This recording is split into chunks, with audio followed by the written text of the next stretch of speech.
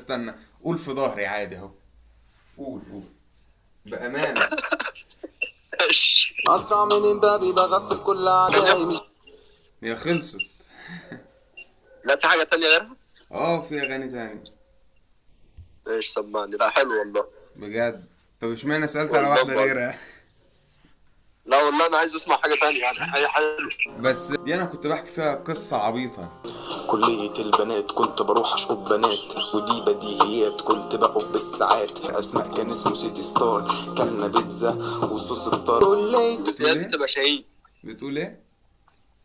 في جزئيات في صوتك كده بحسك شهية. شاهين؟ هو عشان صوته تخين. لا ومش فكرة ان هو تخين، فكرة ان هو نفس الطبقة بتاعت شهية.